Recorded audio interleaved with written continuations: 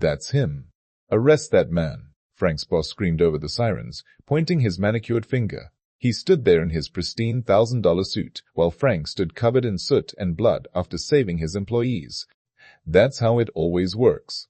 The rich cut corners for profit, and guys like Frank are expected to burn for their mistakes. He disabled the alarms. He's unstable, he shouted, trying to frame the disposable security guard, Frank, to save his stock price. Police moved in, hands on holsters.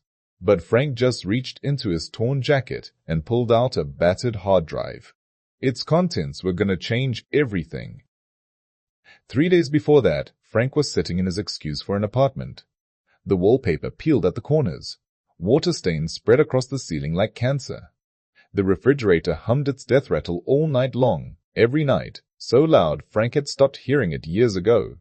The kitchen table wobbled on 3 good legs and 1 bad one, held steady by a folded piece of cardboard that used to be a deployment order from Fort Benning. Frank sat at that table now, counting money. Bills first. 20s, 10s, 5s. He smoothed each one flat before adding it to the pile. Then the ones. Then the coins. Quarters, dimes, nickels. He separated them into neat stacks, like ammunition before a long patrol. In front of him sat a hospital bill. County General Medical Center. Patient, Lena Marie Dawson. Procedure, experimental spinal surgery. Total amount due, $47,612. Insurance paid 0. Denied. Reason, investigational procedure not covered under policy terms and conditions. Translation, you're on your own. In this country, getting sick costs more than going to war. I learned that the hard way. Lena's surgery wasn't optional. Her back was failing. Discs collapsing one by one.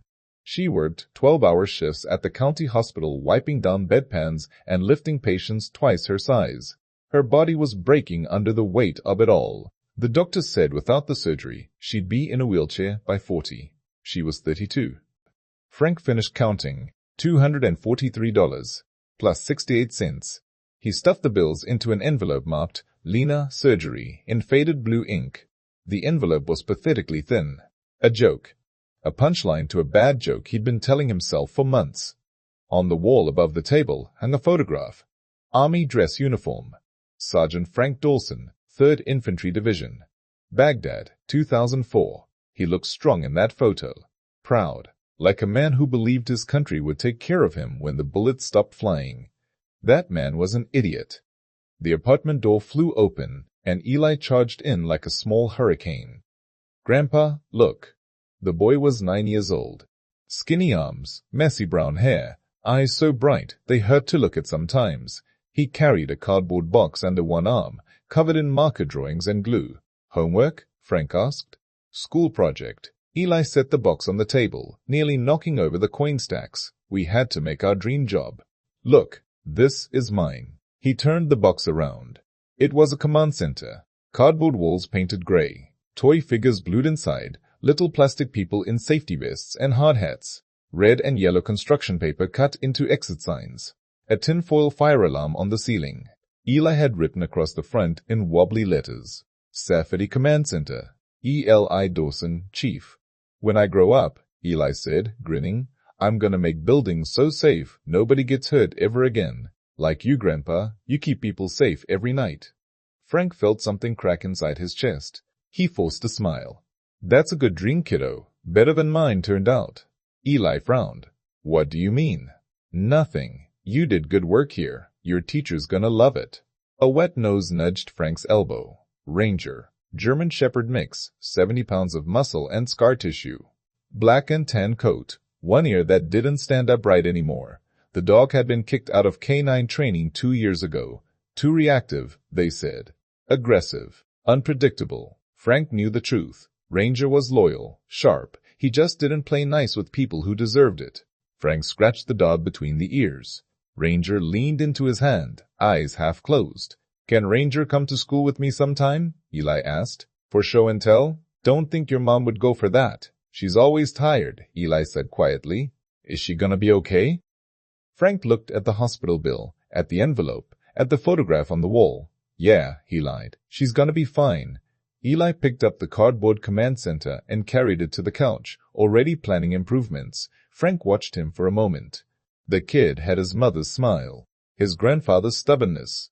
He believed the world worked a certain way, that people followed rules, that safety mattered, that heroes existed.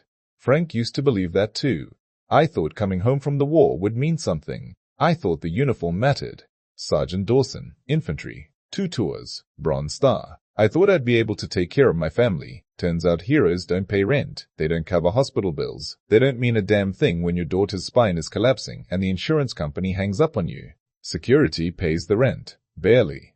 Outside the window, the sky was turning that ugly gray that comes before dawn.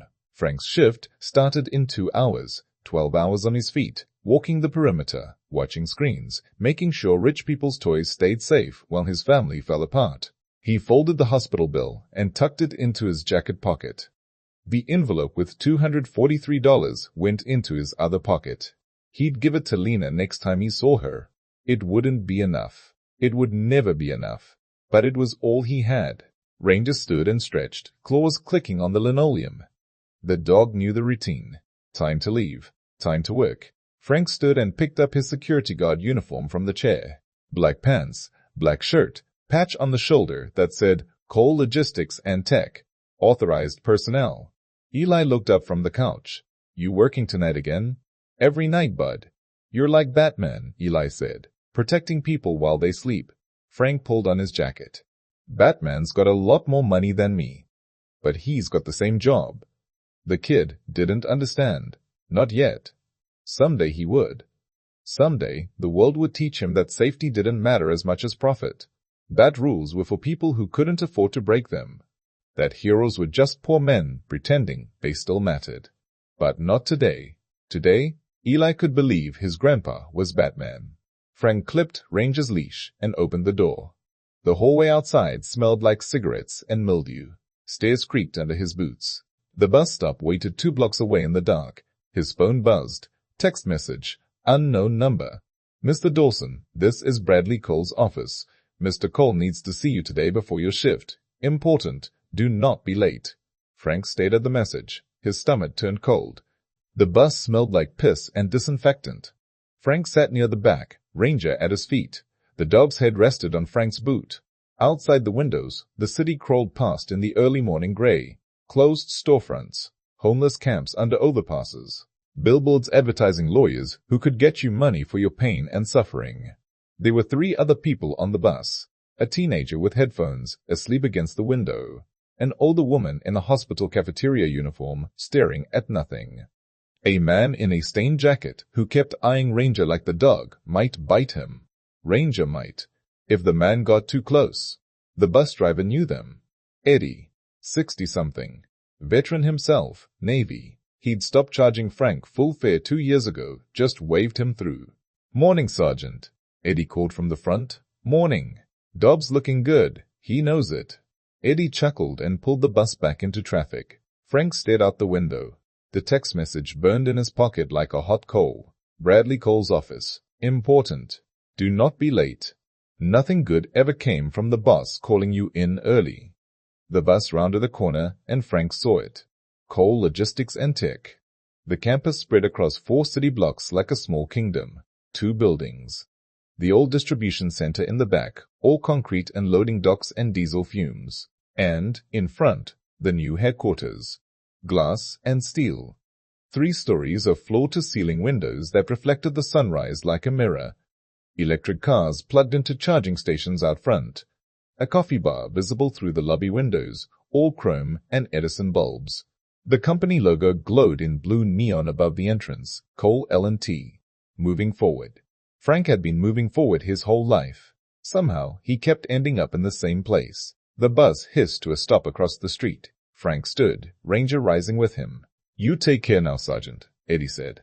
Always do. Frank stepped off the bus and crossed the street. The air smelled different here. Cleaner, like money, like people who didn't have to count coins at kitchen tables. He walked past the charging stations, past the landscape bushes trimmed into perfect spheres, past the motivational poster in the window that said, Innovation is our foundation. The employee entrance was around the side. A plain metal door with a card reader. Frank swiped his badge. The light turned green. The door buzzed. Inside, the hallway split. Left toward the distribution center, where the real work happened. Right toward the headquarters lobby, where people wore ties and talked about disruption. Voices echoed from the distribution center. Forklift engines. The beep of reversing trucks. A radio playing classic rock. Yo, Frank. A young guy in a safety vest jogged over. Miguel. Early 20s. Good kid. Worked the loading docks. Morning, Miguel. Man, you still doing those hospital visits? My uncle said you came by last week. VA hospital, right? When I can. That's solid, bro. Real solid. Miguel fist bumped him, then crouched down to Ranger's level. What's good, Ranger? The dog's tail wagged once. Miguel grinned and jogged back toward the warehouse. Frank turned right, toward headquarters. The lobby hit him like a magazine spread. Polished concrete floors. Modern furniture that looked like it cost more than Frank's car.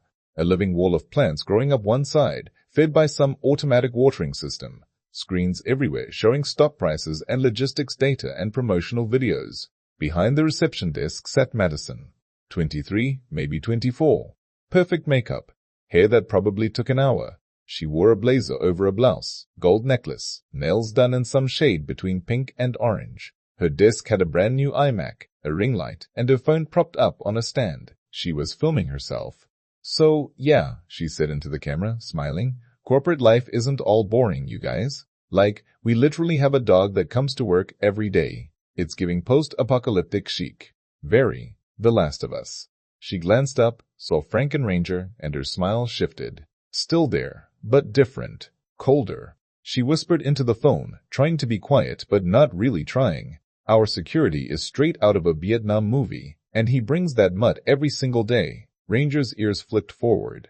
The dog stared at her. Frank said nothing. He walked to the sign-in sheet, an actual paper clipboard next to all the digital everything, and wrote his name. Time in. 0547. Madison set her phone down and tapped her keyboard, pretending to work. Frank could feel her watching him. Judging. He'd felt that look 1,000 times before. From people who thought uniforms meant something until the war ended. From people who saw a security guard and assumed he'd failed at everything else. She wasn't wrong. The elevator doors opened and Bradley Cole stepped out, 42 years old. Soft around the middle despite the Peloton bike, Frank knew was in his office. Tailored suit, no tie, hair gelled back. He held a latte in one hand and his phone in the other, AirPods in both ears. He was talking, loud. No, I told you, we're pivoting to AI integration. Investors love AI. It's literally printing money. He laughed at his own joke. Then he saw Frank. His face changed. Dawson. He pulled out one AirPod. I told HR, no dogs in the lobby. Investors don't want to see some stray canine when they walk in. Get that thing back by the loading dock. Frank kept his voice level. Ranger certified. He's calmer than half your executives. Bradley's jaw tightened. I don't pay you to make jokes. I pay you to stand guard and not scare people. Got it? He didn't wait for an answer. Just put the AirPod back in and walked toward his office, already talking again.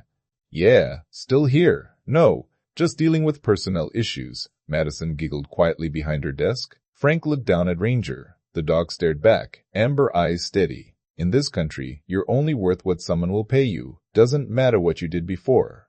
Doesn't matter what you survived. Bradley Cole had an MBA and a daddy who invested early.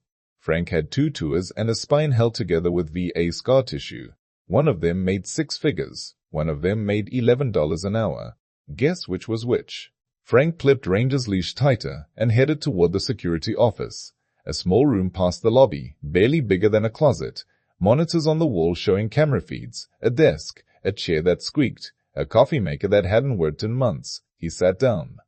The unsigned incident report from yesterday was still there, tucked under a stack of shift logs. His phone buzzed. Another text. Same unknown number. Mr. Cole is ready to see you now. 3rd floor. Office 3A. Frank stared at the message. His mouth tasted like copper. Ranger whined, low and uncertain. Frank stood and looked at the dog. Stay! Ranger sat but didn't like it. Frank walked back into the lobby, past Madison, past the motivational posters, and stepped into the elevator. The doors closed. The elevator hummed upward. 3rd floor. The executive level. Frank had only been up here twice. Once during orientation. Once when they needed him to move furniture. The doors opened. Thick carpet. Framed awards on the walls. A glass conference room with ergonomic chairs. And at the end of the hall, a corner office with floor-to-ceiling windows and a view of the whole city. The door was open. Bradley sat behind a minimalist desk, legs crossed. On the huge monitor behind him, 2 people in suits. Lawyers, probably. Zoom call. Bradley smiled. It didn't reach his eyes. Dawson, come in, close the door. Frank stepped inside. The door clicked shut behind him. Bradley slid a folder across the desk. You were on duty last night, right? Midnight to 8. Like every night. Good. Open that. Frank opened the folder. Inside was an incident report. Typed. Official. It said that Frank Dawson, night security officer, had manually disabled the building's fire suppression system at approximately 2001 a.m. following a false alarm. Reason given, to avoid disturbing upper management during late-night work sessions. The signature line at the bottom was blank. Frank looked up. I never touched that panel. Bradley leaned back in his chair. His smile widened. Here's the situation, Frank. Some county inspector flagged a glitch in our alarm logs. Our lawyers say OSHA's going to love this. Investors hate the word liability. We need someone to take responsibility. In a controlled way. He tapped the folder. You signed this. You say you panicked, shut the system off, made a mistake, human error. We fire you quietly, give you a severance package, $20,000. Cash. He paused. That should cover your daughter's surgery. Lena, right? Frank's blood turned to ice. How do you know about my daughter? Bradley shrugged. HR, insurance, whatever. Point is, I'm offering you a lifeline. You walk away with money. We avoid a lawsuit. Everybody wins. He slid a pen across the desk. Or, Bradley continued, voice soft now, dangerous. This becomes a criminal investigation. You're a disabled vet with PTSD and a dangerous dog. How do you think that looks in court? The room was silent except for the hum of the air conditioning. On the monitor behind Bradley, one of the lawyers nodded. Frank stared at the signature line. $20,000. Lena's surgery. His daughter. Walking again. Working again. Living. All he had to do was lie. Frank didn't sign. Not yet. He picked up the pen, held it, felt the weight of it. $20,000. Lena's surgery. Her walking without pain. Working full shifts again. Maybe even playing with Eli at the park instead of just watching from the bench. All for one signature. Bradley watched him like a hawk watching a mouse. The lawyers on the screen said nothing. Just stared. Waiting. Frank set the pen down. I need to think about it. Bradley's smile vanished. Think? Frank, this offer expires the second you walk out that door. Then, it expires. Frank stood. His chair scraped against the floor. He turned toward the door. You're making a mistake, Bradley said, voice sharp now. A big one. You think you're special? You think anyone cares about some washed-up vet who couldn't hack it in the real world? Sign the paper, or I bury you. Frank stopped, his hand on the door handle. He wanted to turn around. Wanted to say something. Wanted to tell Bradley Cole exactly what kind of man he was. But he didn't. He opened the door and walked out. The carpet in the hallway muffled his footsteps. His heart hammered in his chest. His hands shook. He shoved them into his pockets so no one would see. The elevator ride down felt like falling.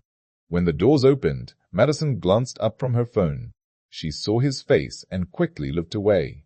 Frank walked past her, past the living wall and the motivational posters and the coffee bar where 2 young marketing guys laughed about something on a laptop. He pushed through the side door into the real part of the building, the part that smelled like cardboard and diesel, the part where people actually worked. The distribution center stretched out in front of him, rows of industrial shelving stacked 30 feet high, forklifts weaving between pallets, workers in safety vests and hard hats shouting instructions over the noise of machinery. Frank walked along the main corridor, heading toward the back where the security office was. Ranger would be waiting, but something stopped him. A voice. Luis Perez. No man, I told you, it's supposed to be back online by now. I don't know why it's still reading bypass mode. Frank turned.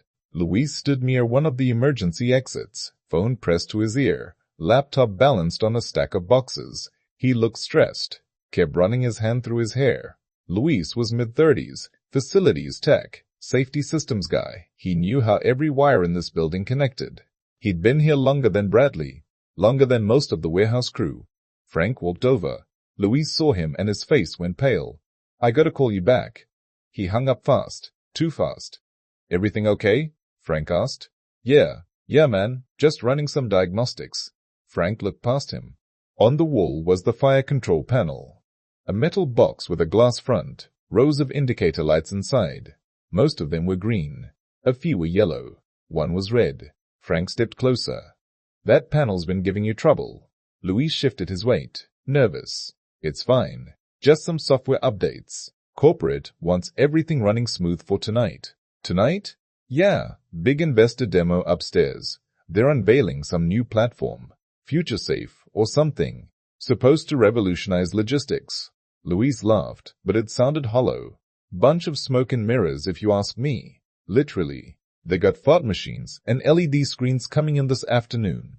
Frank frowned. He looked at the panel again. One of the sensors was flashing. Zone 4, the main warehouse. "Louis, is the fire suppression system active right now?" Louis hesitated. Just for a second, but Frank saw it. It's in test mode, just for today. We gotta make sure the alarms don't trip during the presentation. You know how it is. Investors get spooked easy." Frank stared at him. "Test mode? Yeah, meaning if something actually catches fire, the system won't respond." Louise looked at the floor. "It's just for a few hours, man. After the demo, we flip it back. No big deal. Mr. Cole's orders." Frank felt something cold settle in his gut. He looked at the panel again. There was a sticker on the glass. Bright red letters. "Fire alarm. Do not disable." Someone had peeled the corner of it back, like they were trying to remove it, but gave up halfway. Ranger appeared at Frank's side, ears pricked forward. The dog stared at the panel. A low whine escaped his throat. Louise noticed. "Your dog okay?" Frank didn't answer. He crouched down next to Ranger, scratched behind his ears. The dog was tense, focused. His nose twitched toward the open panel where cables hung out like guts. In the K9 program, Ranger had washed out for being too reactive. The trainer said he false alerted too often, got anxious over nothing, couldn't be trusted in the field. But Frank had learned something in 2 years of working with this dog. Ranger didn't false alert. People just didn't listen. Frank stood. "When's the last time you ran a full diagnostic on the system?" Louis shrugged. "I don't know. Month ago. It's all automated, man. The system checks itself." "And when's the last time someone physically inspected the warehouse for hazards?" Louise blinked. "That's not my job. That's supposed to be your job, isn't it?" Frank said nothing. Louise was right.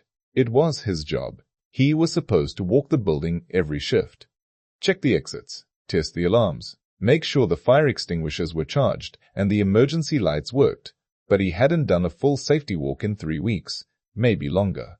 He'd been too busy counting bills and filling out insurance forms and trying to figure out how to pay for a surgery that cost more than he made in 6 months. He'd stopped doing his job.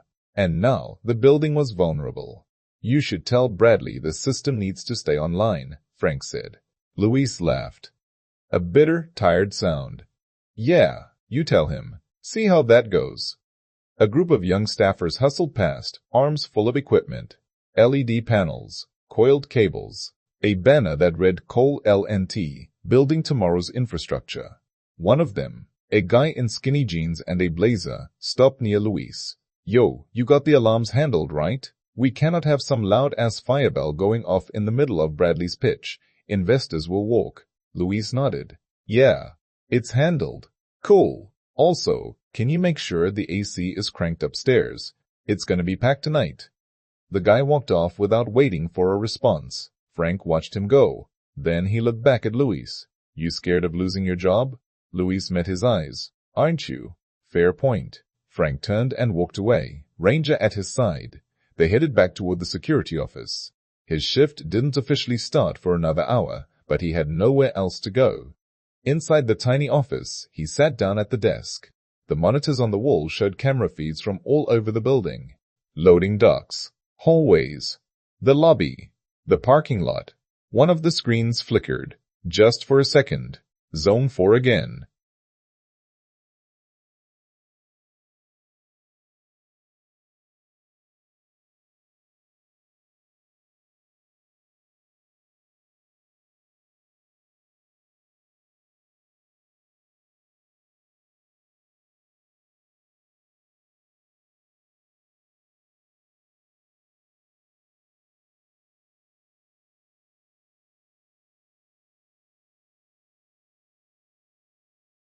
The dog stood at Frank's knee, staring at that specific monitor. Hackles raised. Frank's phone buzzed. A text. Lena.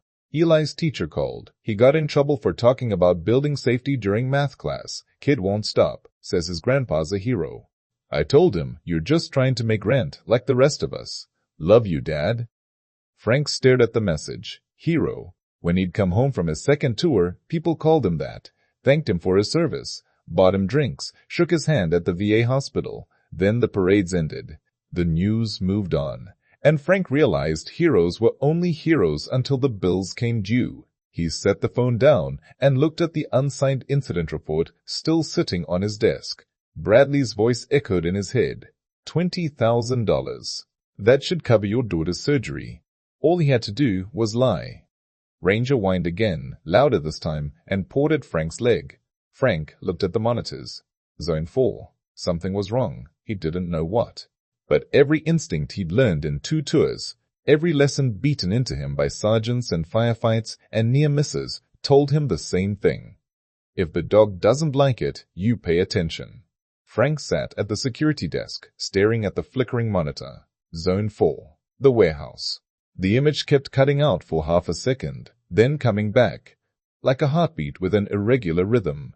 Ranger paced behind him, back and forth, claws clicking on the concrete floor. The dog wouldn't settle. Frank pulled up the system logs on the ancient desktop computer.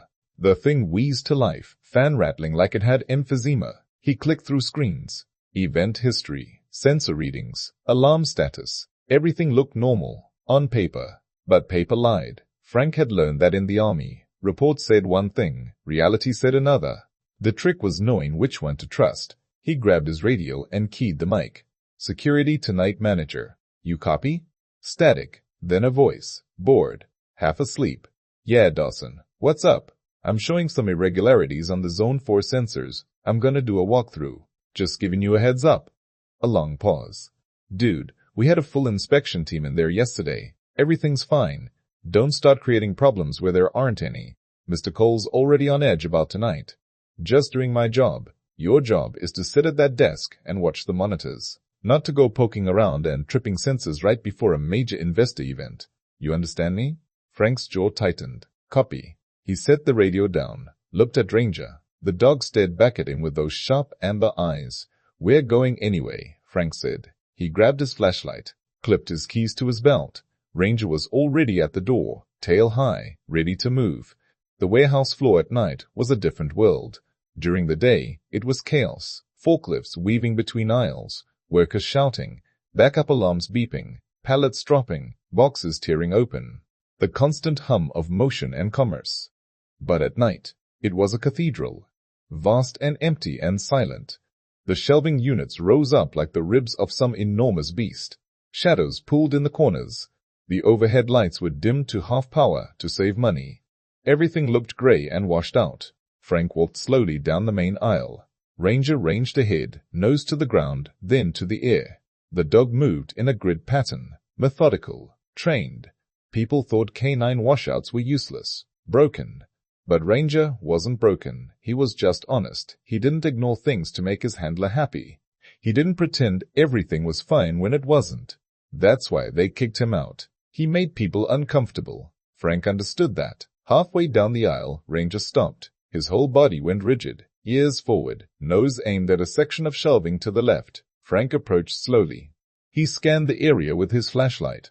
Pallets stacked 6 high, shrink-wrap boxes, industrial supplies, cleaning products, machine parts, nothing unusual. But Ranger growled, low and steady. Frank stepped closer. He sniffed the air. There, faint, chemical, not quite gasoline, not quite plastic, something in between. He moved along the shelving unit, following the smell. It got stronger near the back corner. He rounded the edge and found it. A pallet of industrial batteries, lithium-ion, the kind used in forklifts and electric pallet jacks. One of the boxes had split open. Inside, one of the batteries had a crack running along its casing. A thin, dark liquid seeped out onto the cardboard. Frank crouched down. He didn't touch it, didn't need to. He'd seen enough battery fires overseas. Humvees going up in flames because some cheap contractor sold the military faulty cells. Guys burned so bad you couldn't recognize them. Lithium fires didn't play around. They burned hot. They burned fast. And once they started, water made them worse. He keyed his radio. Security to night manager. We got a problem. Jesus Christ, Dawson. What now? Zone 4. Damaged lithium battery. It's leaking. Needs to be removed and disposed of. Now. Another long pause. Frank could almost hear the guy rolling his eyes. Can it wait till morning? No. Why not? Because if it goes thermal, it'll take half this building with it. You're being dramatic. Frank's voice went flat, cold. The voice he used to use on privates who didn't take cover fast enough. I'm being accurate. Get someone down here with a Class D extinguisher and a hazmat bag. Pull that pallet and get it outside. Away from the building. Man, I don't have the authority to. Then, get someone who does. Frank released the radio and stood up. Ranger backed away from the pallet, still growling. Footsteps echoed across the warehouse floor. Frank turned. Luis appeared, jogging toward him, laptop bag slung over his shoulder. Hey, I heard the radio. What's going on? Frank pointed at the battery. Luis looked. His face went pale. Oh man. How long has that pallet been here? I don't know. A week? Maybe more. It came in with a bulk order. Who signed off on the inspection? Luis hesitated. I think it was flagged. But Bradley said we couldn't afford to send it back. Budget cuts. He told us to just store it and use the good ones first. Frank felt something dark and cold settle in his chest. He told you to store a damaged lithium battery in the middle of a warehouse full of cardboard and chemicals. Luis wouldn't meet his eyes. He said it was fine as long as we didn't charge it. That battery's leaking, Luis. It's destabilizing. You put it under heat, under pressure, under the wrong kind of vibration, and it'll ignite. And when it does, the fire suppression system that's supposed to handle it is offline. Because Bradley wanted a clean presentation for his investors. Luis ran a hand through his hair. He looked like he might throw up. I'll call him. I'll tell him we need to. No. Frank's voice cut through the air like a blade. You call the fire department. Right now. Tell them we have a hazmat situation. Then you get everyone out of this building. I don't care if it's 3 people or 300. You evacuate. Now. But, the event. It starts in 2 hours. If we evacuate, if we call the fire department, Bradley will. Bradley will what? Fire you? Sue you? Let him. You'll be alive. Luis stared at him, then at the battery. The crack in the casing seemed wider now. Or maybe that was just the light. Okay, Luis whispered. Okay. He pulled out his phone and dialed. Frank turned back to the battery. He kept his flashlight on it, watching, waiting. Ranger sat at his side, tense and alert. Frank's phone buzzed in his pocket. He pulled it out. A text from the front desk. Madison.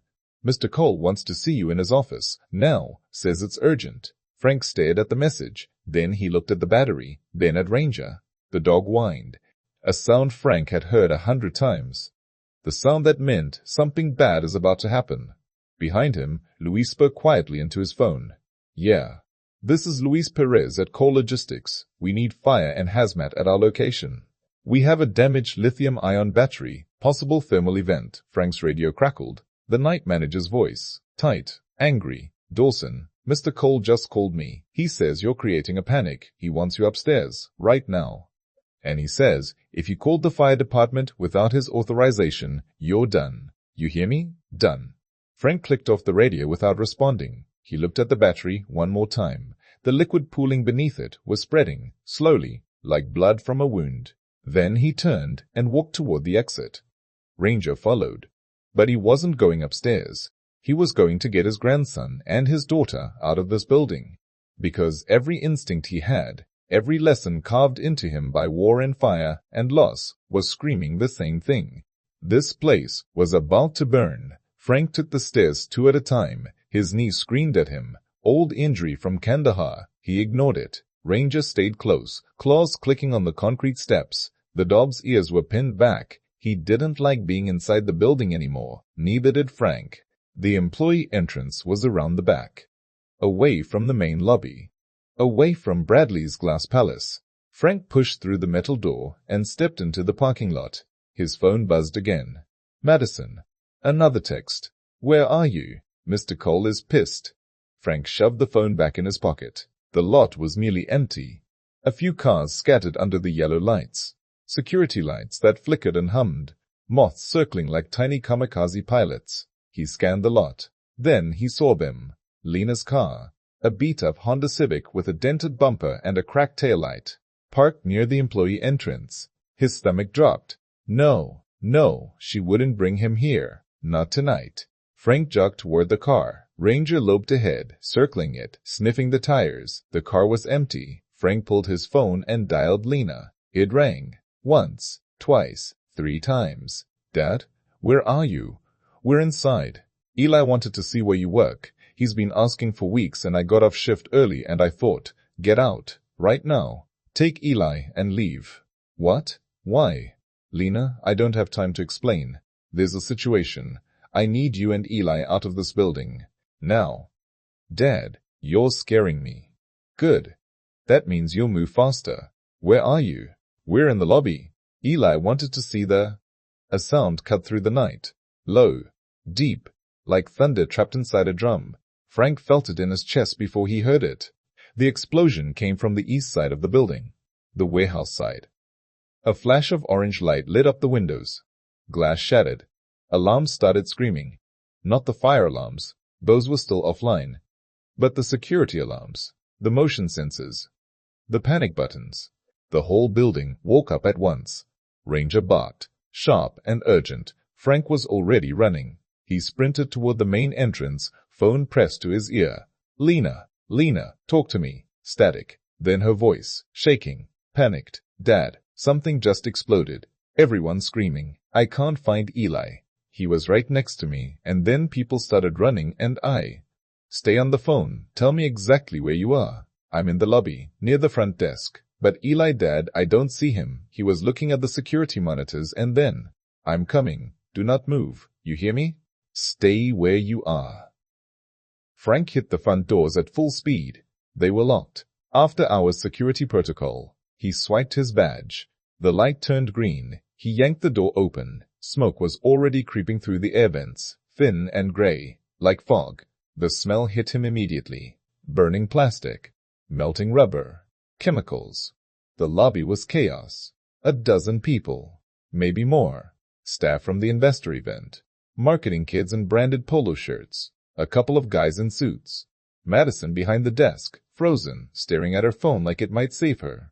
Everyone was shouting. Some were running toward the exits. Others were running deeper into the building.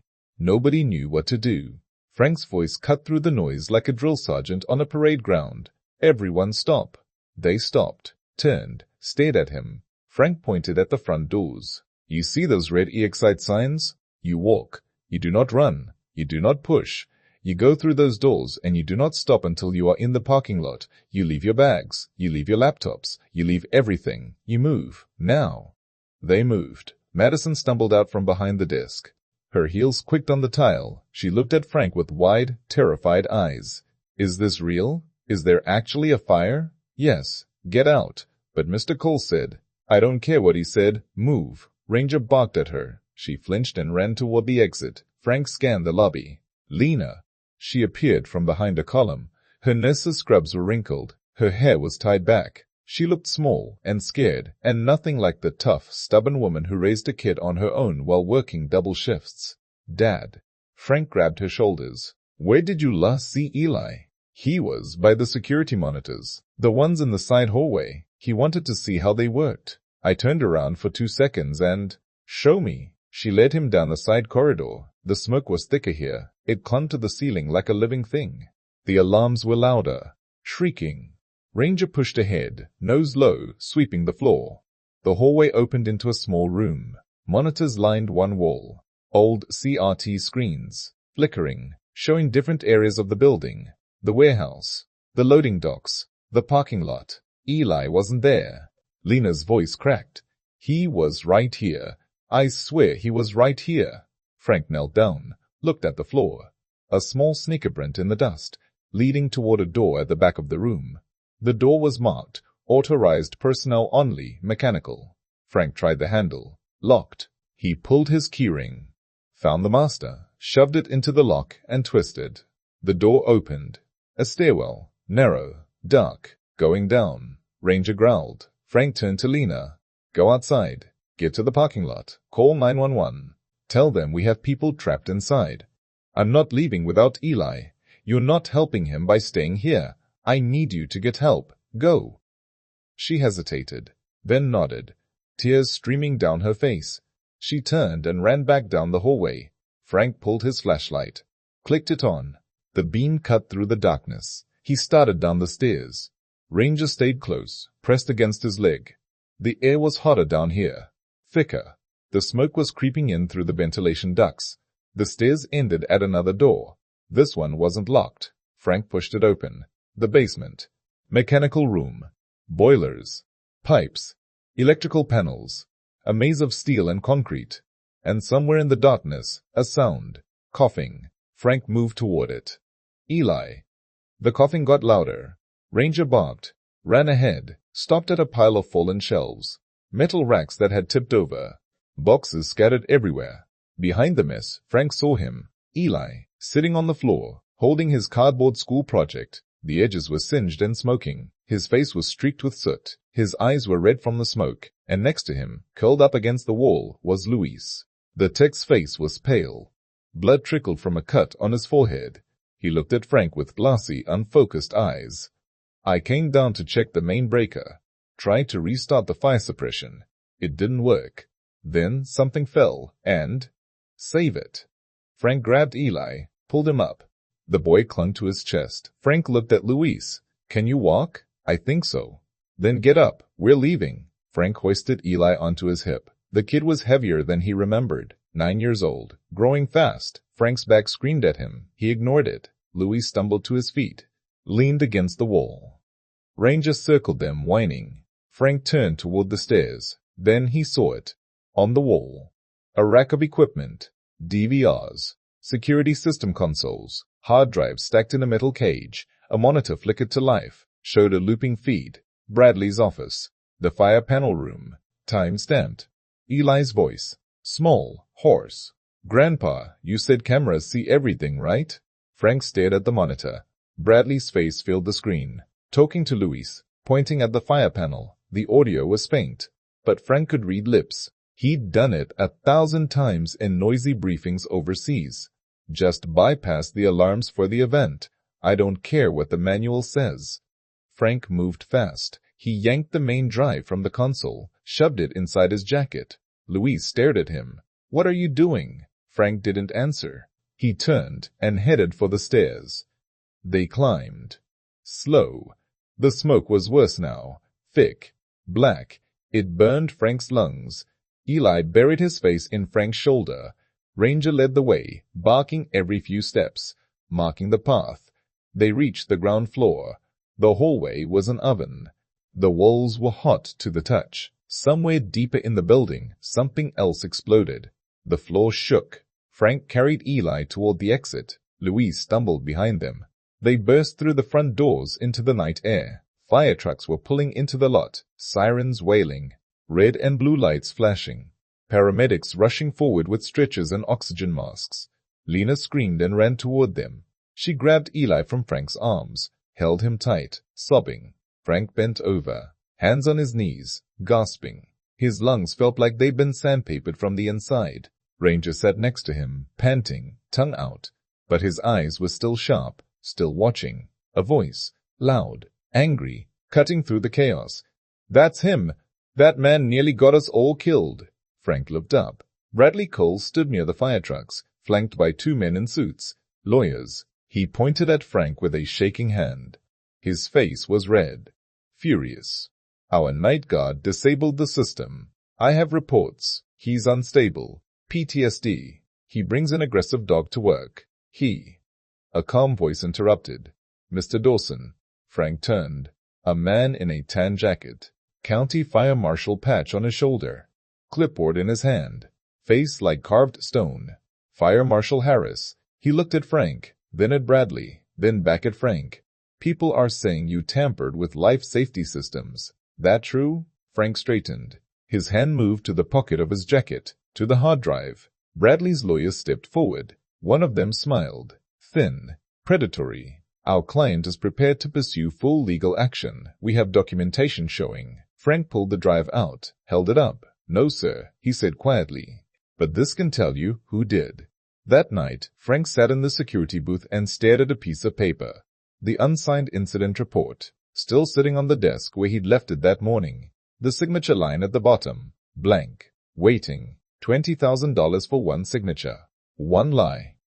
The room was quiet except for the hum of the old monitors and the sound of Ranger breathing at his feet. The dog was stretched out on the floor, eyes half closed, but his ears twitched at every sound. Always listening, always ready. Frank picked up the pen, put it down, picked it up again.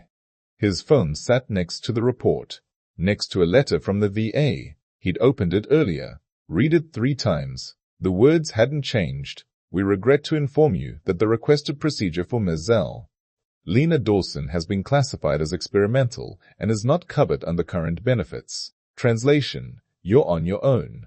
Frank rubbed his eyes.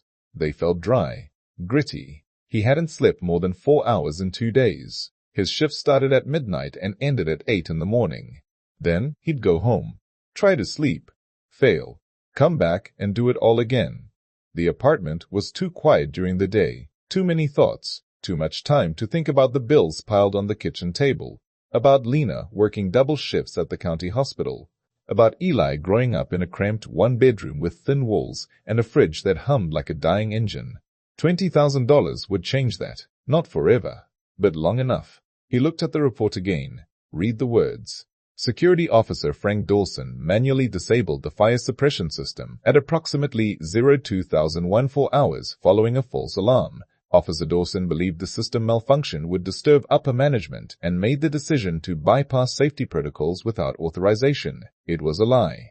A clean, simple lie. The kind that rich men told every day and got away with. But Frank had spent 30 years in the army. He'd taken orders, followed the chain of command, trusted the system. And when he came home, the system had handed him a medical discharge, a disability check that barely covered rent, and a thank you for your service that meant nothing. He'd never lied in a report, not once, not even when it would have saved his career. But this wasn't the army. This was the real world. And in the real world, people lied to survive. Ranger lifted his head, looked at Frank, then stood and padded over to the desk. He rested his chin on Frank's knee and stared up at him with dark, steady eyes. Frank scratched the dog's ears. "What do you think, boy? Should I do it?" Ranger huffed. A low, quiet sound. Not a bark, not a whine, just a breath, like he was tired of watching Frank wrestle with the obvious. Frank's phone buzzed. A FaceTime call. Lena. He hesitated, then answered. The screen lit up. Lena's face appeared. She looked exhausted. Hair pulled back in a messy ponytail, no makeup, dark circles under her eyes. Behind her, their tiny apartment, the kitchen table covered in bills and medical forms. Next to her, Eli, grinning, holding up a poster board. "Grandpa, look!" The poster was covered in drawings, stick figures, buildings, fire exits marked in red crayon. A cartoon dog with a badge. At the top, in big, crooked letters, "How to keep people safe." Eli beamed. "It's my school project. We had to pick a job we want when we grow up. I picked safety officer, like you." Frank felt something twist in his chest. "That's real good, kiddo. Mom says you used to be in the army. That means you were like the boss of safety, right? You made sure everyone followed the rules so nobody got hurt." Frank swallowed. His throat felt tight. "Something like that." Eli pointed at the cartoon dog. "And this is Ranger. He helps you. Dogs are good at keeping people safe because they're loyal and they don't lie." Lena smiled. Tired. Proud. She put a hand on Eli's shoulder. "Okay, buddy. Say goodnight to Grandpa. It's way past your bedtime." "Good night, Grandpa." "Good night, Eli." The boy disappeared off screen. Frank heard a door close. Then Lena's face filled the screen again.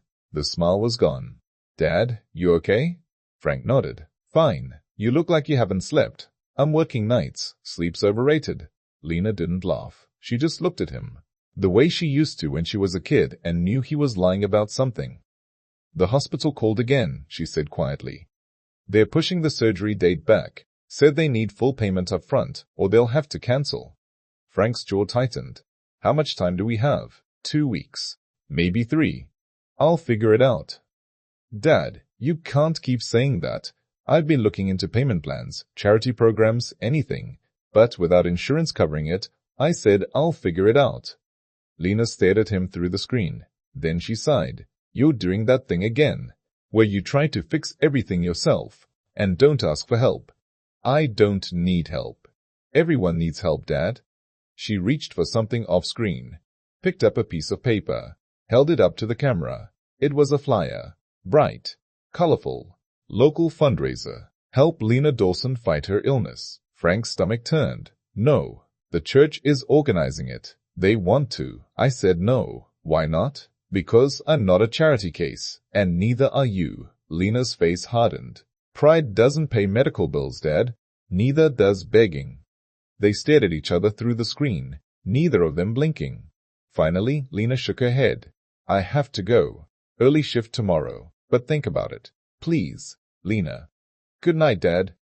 The screen went black. Frank set the phone down, stared at the blank screen for a long time. Then he looked at the incident report again. At the signature line, $20,000. He picked up the pen, held it over the paper. His hand didn't move. On the wall of the security booth, taped next to the monitors, was an old photo. Frank in his army uniform, younger, stronger, standing next to a group of soldiers in front of a Humvee, all of them smiling, all of them believing they were doing something that mattered. One of those men was dead now. IED outside Kandahar. Another one drank himself to death 2 years after coming home. The third one was in a VA psych ward in Nevada. Frank didn't know what happened to the others, but he remembered what his CO used to say, a captain from Georgia with a thick drawl and a Bronze Star. Your name is the only thing you take home from this war. Don't let anyone take it from you. Frank set the pen down. He folded the incident report, slid it into the desk drawer, closed it. Ranger lifted his head, watched him. Frank scratched the dog's ears again. We'll find another way, boy. Ranger huffed. Then suddenly his ears shot up. He stood, stiff, alert. Frank frowned. What is it? The dog moved to the door, nose working. He sniffed at the gap under the frame. Then he growled. Low, deep. Frank stood, grabbed his flashlight. Ranger, what's wrong? The dog barked. Sharp, urgent. Frank opened the door. The hallway was empty, quiet, but something was different. The air smelled wrong, faint, chemical, like burning plastic or melting rubber. Ranger pushed past him, headed toward the warehouse side of the building. Frank followed. The smell got stronger. He pulled his radio, keyed the mic. This is Dawson in security. I'm picking up a smell near the loading bay. Possible gas leak or electrical short, requesting a sweep. Static, then a voice. The night floor manager, annoyed, half asleep. Dawson, we just had techs in here all week. System's fine. Don't start another false alarm. Mr. Cole will lose it. I'm telling you something's wrong, and I'm telling you to stand down. We can't afford another incident tonight. Understood? Frank looked down the hallway, at the dim emergency lights, at the fire panel on the wall, still showing BYPAS on half the zones. Every instinct he had was screaming at him to pull the alarm, to evacuate, to do what the manual said. But he'd spent 30 years following orders, and the order was clear. Stand down. He keyed the radio again. Copy that. But he didn't turn around. He followed Ranger deeper into the building, toward the smell, toward the dark. And then the world exploded. The explosion came from deep inside the building, a muffled boom that shook the floor beneath Frank's boots. The lights flickered once, twice, then half of them went out. Ranger yelped and pressed against Frank's leg. Frank grabbed his radio. This is Dawson. We have an explosion in the warehouse. I repeat, explosion in the warehouse. Evacuate the building now. Static. Control? Do you copy? More static. Then nothing. The power must have taken out the repeaters. He was on his own. Another explosion. Sharper this time. Closer.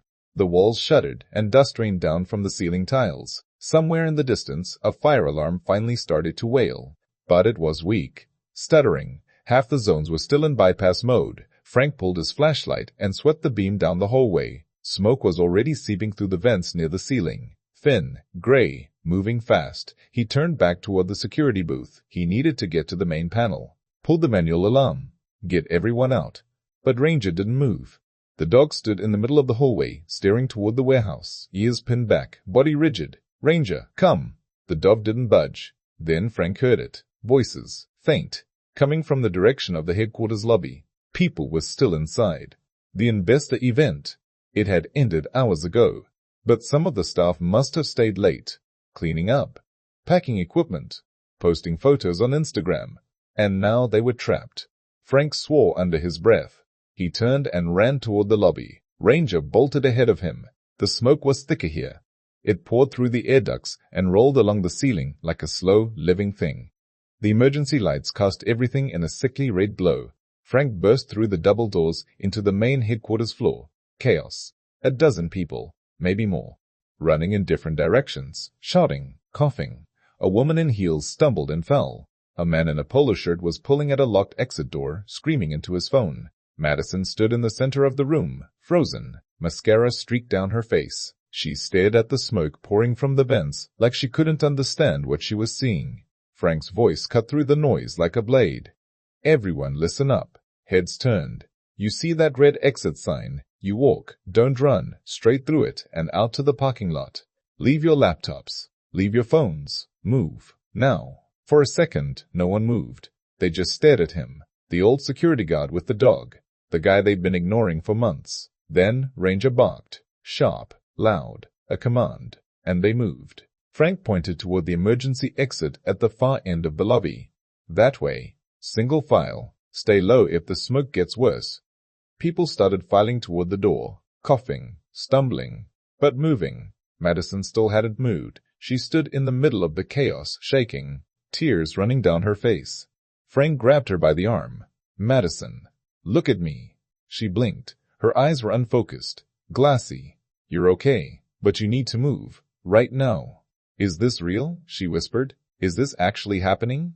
Very real. Move. He pushed her toward the exit. Ranger circled around her, nudging her legs, guiding her forward like he'd been trained to do. The dog had washed out of the canine program. Too reactive, they'd said. Too aggressive. But right now, he was doing exactly what he was born to do. Frank counted heads as people streamed past him. 11, 12, 13. The smoke was getting thicker. It burned his eyes and throat. He pulled his shirt up over his nose and mouth. Then he heard footsteps behind him. He turned. Lena. She stumbled through the smoke, coughing, eyes wide with panic. Frank's heart stopped. Dad. What the hell are you doing here? I tried calling.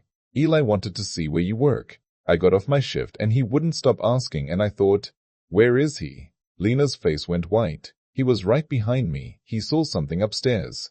A sign that said Security Command Center, and he ran toward it.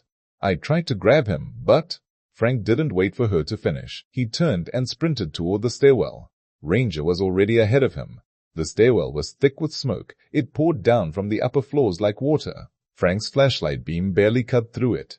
Eli. No answer. He climbed, 2 stairs at a time. His bad knee screamed in protest, but he didn't slow down. Ranger reached the 2nd floor landing first. He stopped, sniffed, then turned and bolted down the hallway. Frank followed. The hallway was darker here. The emergency lights were out. The only light came from Frank's flashlight and the faint red glow of the exit signs. Ranger stopped at a door. He scratched at it, barked. Frank grabbed the handle, locked. He stepped back and kicked. Once, twice. The frame splintered and the door flew open. Inside was a small mechanical room, shelves lined with equipment, cables, junction boxes, and in the corner, huddled next to a metal rack, was Eli. The boy looked up. His face was streaked with soot. His eyes were red and watery. He was holding his cardboard school project, the Safety Command Center poster, singed at the edges but still intact. Grandpa? Frank's knees almost gave out. He crossed the room in 2 steps and pulled the boy into his arms. You okay? Are you hurt? Eli shook his head. He was coughing, but he wasn't burned. No blood. I got lost, the boy whispered. The smoke came and I couldn't find the stairs. It's okay. I got you. Then Frank heard another voice, weak, coming from behind the shelves. Help. Frank turned, shined his light into the corner. Luis. The facilities tech was pinned under a fallen shelf. His leg was twisted at a bad angle. Blood on his forehead. His face was pale and slick with sweat. Dawson, I'm sorry. I didn't think. He said it would be fine. Frank moved to the shelf. It was heavy, steel frame loaded with equipment. He planted his feet and lifted. His back screamed, his knee buckled, but the shelf moved, inch by inch. Eli, get under there and pull him out. The boy didn't hesitate. He dropped his poster and crawled under the shelf, grabbed Louis by the arms, pulled. Louis groaned, but he slid free. Frank let the shelf drop. It hit the floor with a crash that echoed through the smoke. He knelt next to Louis. The man's leg was broken, maybe his ribs too, but he was breathing. Can you walk? Louis shook his head. I don't think so. Frank looked at Eli. Can you be brave for me, kiddo? The boy nodded. Good. Stay close to Ranger. He'll get you out. Then Frank saw it. On the wall behind Louis, a rack of DVRs, a security system console, multiple hard drives, a small monitor showing looping camera feeds, the building's backup recording system. Eli followed his grandfather's gaze. The boy's eyes lit up. Grandpa, you always said cameras see everything, right? Does this thing record all the time? Frank moved closer. The monitor was still running. The timeline showed footage going back days, weeks. His hand hovered over the main drive. Louis coughed. His voice was hoarse, desperate. They made me bypass the system, man. Mr. Cole said it was just for the show, that nothing would happen. I tried to switch it back after the event, but the power surge must have. Frank didn't wait for him to finish.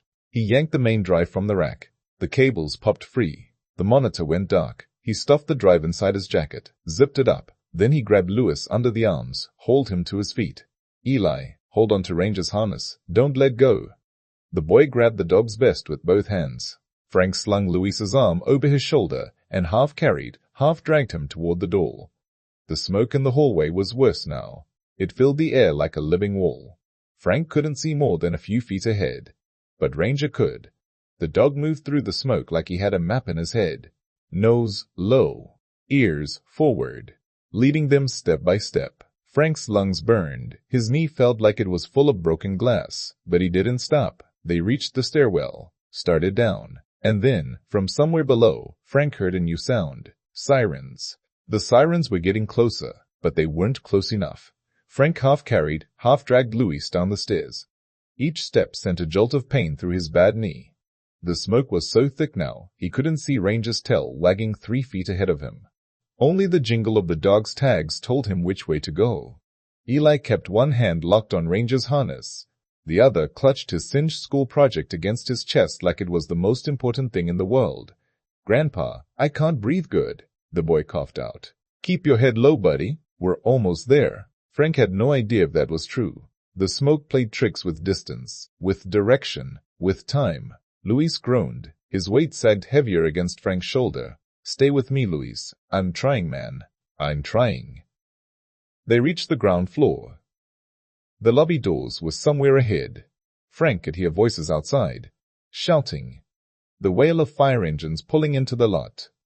Ranger stopped. The dog stood rigid in the middle of the hallway, ears pinned back, a low growl rumbling in his chest. Frank followed the dog's gaze. Ahead of them, blocking the path to the exit, a section of the ceiling had collapsed. Pipes hung down like broken ribs. Sparks hissed and popped from exposed wiring, and behind it all, flames. Small ones, but growing. Damn it. Eli's voice shook. Grandpa, what do we do? Frank scanned the hallway. There had to be another way out. A side exit, a loading dock, anything. Then he remembered. The employee break room, 20 feet to the left. It had a door that led directly to the loading bay. This way. Move. He dragged Louis toward the break room. Ranger and Eli followed close behind. The door was unlocked. Frank shouldered it open, and they stumbled inside. The room was small. Cheap tables, vending machines, a microwave that hadn't worked in 6 months, and on the far wall, a metal door with a crash bar. Frank lowered Louis into a chair. The man's face was gray, his breathing shallow. Hang on, we're getting out. He crossed to the door and slammed his palm against the crash bar. Nothing. He hit it again, harder. Still nothing. The door was jammed, or locked from the outside. He couldn't tell which, and it didn't matter. Ranger barked, sharp and urgent. Frank turned. Smoke was pouring in through the vents, thick and black. It spread across the ceiling like spilled ink. Eli started coughing harder. His small body doubled over. Frank's mind raced. The door wouldn't open. The hallway was on fire. The vents were flooding the room with smoke. They were trapped. Then he saw it, high on the wall, a small window, the kind that opened with a crank handle. It was maybe 2 feet wide, 3 feet tall, covered in years of grime. But it was something. Frank grabbed the chair and slammed it against the window. The glass spiderwebbed, but didn't break. He hit it again. This time it shattered. Cold air rushed in from outside. Sweet and clean. Frank kicked out the remaining shards, looked through the opening. They were at ground level. The loading bay was just outside. He could see the red and blue lights of the fire trucks flashing against the pavement. But the window was small, too small for him. Maybe too small for Luis, but not too small for Eli. Frank turned to his grandson, knelt down so they were eye to eye. Eli, listen to me. I need you to be the bravest you've ever been. Can you do that? The boy's eyes were wide, terrified, but he nodded. I'm gonna lift you through that window. When you get outside, you run straight to the firefighters. You tell them we're in here. You understand? What about you? I'll be right behind you, I promise. Frank didn't know if that was true, but he said it anyway. He lifted Eli up. The boy was lighter than he should be, too light. Frank made a mental note to make sure Lena was feeding him enough. Then he realized how stupid that thought was. Like there was going to be a later. He pushed the thought away. Eli grabbed the edges of the window frame. His sneakers scraped against the wall as Frank boosted him higher. That's it, kiddo. You got it. The boy wriggled through. For a second, his legs kicked in open air. Then he was gone. Frank leaned through the window, saw Eli land on the pavement outside, saw him scramble to his feet and run toward the lights. Good. Now Luis. Frank turned back. The smoke was waist high now. Luis was slumped in the chair, eyes closed. Luis, wake up. The man didn't move. Frank grabbed him by the shoulders, shook him. Luis. The man's eyes fluttered open. Barely. I can't move, man. Yes, you can. We're going through that window. Right now. Frank dragged him to his feet. Or tried to. Luis's broken leg buckled and he screamed. The sound cut through the smoke like a knife. Frank gritted his teeth, pulled harder. Luis was heavier than Eli. A lot heavier. And the window was small. But Frank didn't have a choice. He positioned Luis under the window, grabbed him under the arms, lifted. His back screamed. His knee felt like it was tearing in half, but he didn't stop. Luis's head and shoulders made it through the window, then his chest, but his hips caught on the frame. Come on, come on. Frank pushed. Luis groaned, and then, with a sickening scrape, the man slid through. He landed hard on the pavement outside. Didn't move. But he was out. Frank leaned against the wall. His lungs were on fire. His vision was starting to blur. Ranger barked. The dog was still inside, standing next to Frank, watching him. Your turn, boy. Frank grabbed Ranger by the harness and lifted. The dog was 70 pounds of muscle and didn't want to go. Don't fight me. Not now. He shoved the dog toward the window. Ranger's claws scrabbled against the wall. Then he was through. Frank heard him land outside with a thump and a yelp. Now it was just Frank. He looked at the window, looked at his shoulders, did the math. It was going to be tight. He grabbed the frame, pulled himself up. His head and shoulders fit through, barely, but his chest caught. He twisted, pushed. His jacket snagged on a piece of broken glass. He felt a tear, felt something warm run down his side. Didn't matter. He pushed harder, and then he was stuck. Completely, totally, stuck. His upper body hung outside the window. His legs dangled inside. The smoke was filling his lungs. His vision was going dark at the edges. This was it. This was how it ended. Stuck in a window like an idiot while his grandson watched. Then he felt hands, strong hands, grabbing him under the arms. A voice, deep, calm. We got you, buddy. Stop fighting. Let us pull. Firefighters, they pulled. Frank felt his ribs compress against the window frame. Felt his skin scrape against the metal. Felt something pop in his shoulder. And then he was through. He hit the pavement hard, gasped, coughed, sucked in air that didn't taste like death. Hands rolled him onto his back. A flashlight shined in his eyes. Sir, can you hear me? Sir. Frank blinked, nodded. Above him, the building was fully engulfed now. Flames poured from the windows. The roof was starting to buckle. And standing in front of the main entrance, surrounded by his lawyers and his PR team, was Bradley Cole. He was yelling, pointing, gesturing wildly at Fire Marshal Harris. Frank couldn't hear the words, but he could see Bradley's face, red, furious, and he could see who Bradley was pointing at. Him. Frank reached inside his jacket, felt the hard edges of the DVR drive still tucked against his ribs. Then everything went black. Frank woke up on a stretcher. His chest burned, his shoulder throbbed. Every breath tasted like ash and copper. Above him, the night sky was hidden behind a canopy of emergency lights. Red, blue, white, spinning and flashing like some kind of sick carnival.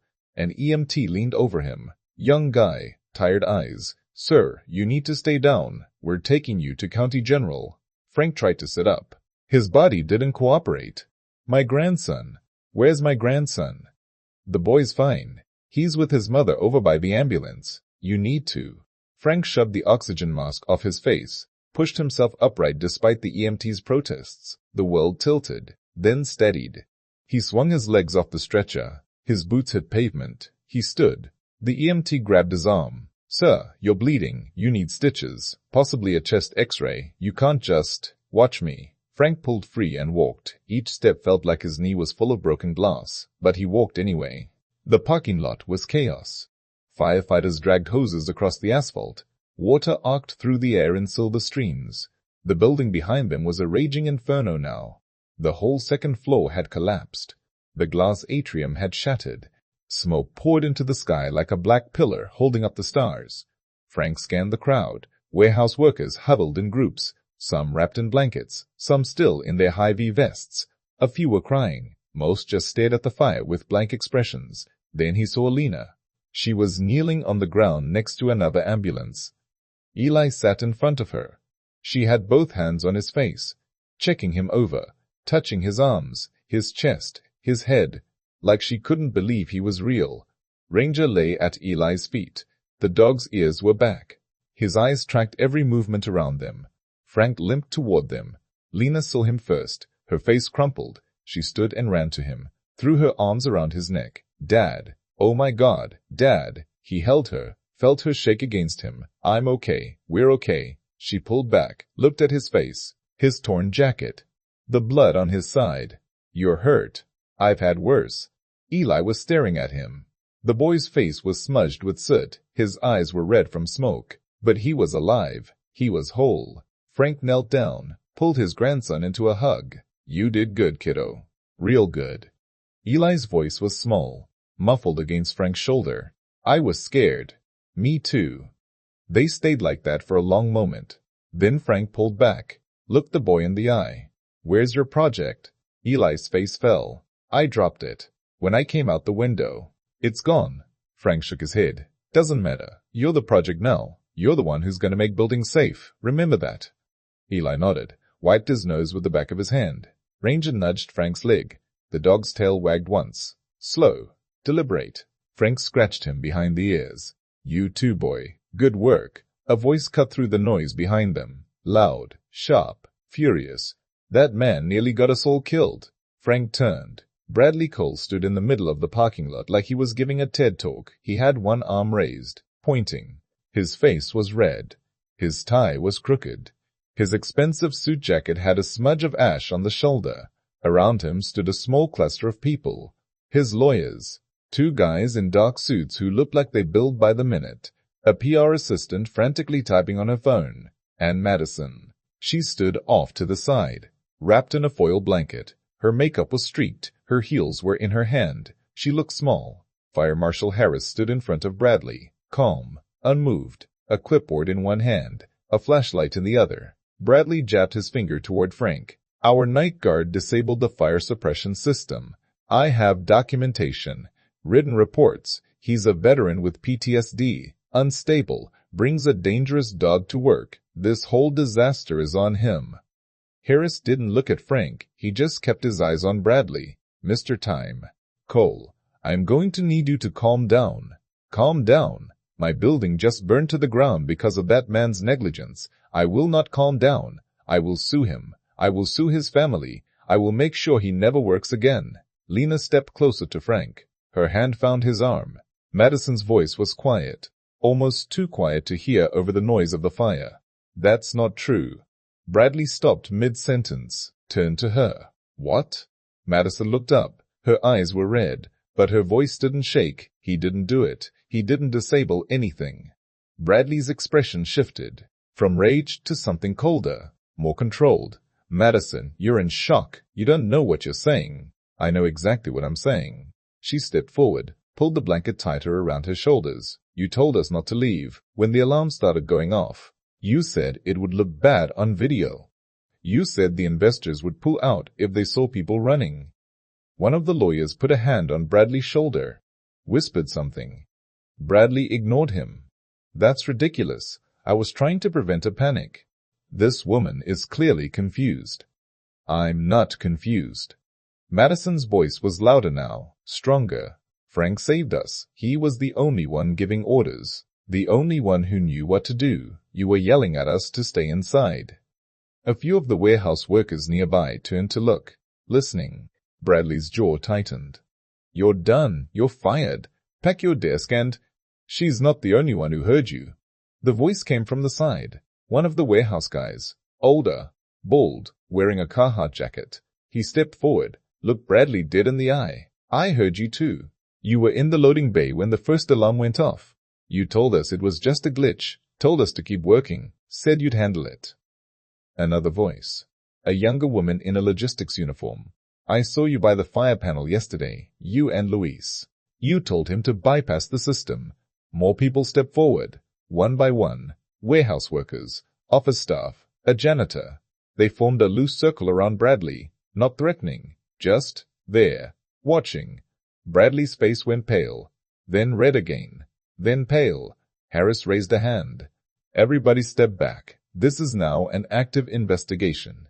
Frank reached inside his jacket. His fingers found the DVR drive. Still there, still intact. He pulled it out, held it up so Harris could see. Marshall, you're gonna want to look at this. Harris walked over, took the drive, turned it over in his hand. What is it? Security footage from inside the building. Shows the fire panel room. Shows Bradley's office. Shows everything. Bradley's lawyer stepped forward fast. That's stolen property, taken without consent. Inadmissible. Harris didn't even glance at him.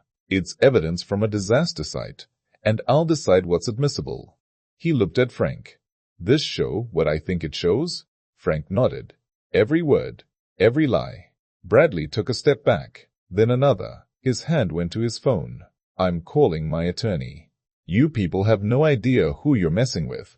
I have connections. I have resources. I will bury every single one of you. Harris's voice didn't change. Still calm. Still flat. Mr. Cole, I'm going to need you to stay on site. Don't leave the area. You can't detain me. I'm the victim here. You're a person of interest. Big difference. Bradley's mouth opened, closed, opened again. Then he turned, and he ran, not toward his car, toward the side of the building, toward the shadows. 2 firefighters moved to follow. Harris held up a hand. Let him go. He won't get far. Frank watched Bradley disappear into the smoke and the dark. Lena's grip on his arm tightened. Eli's small voice spoke up.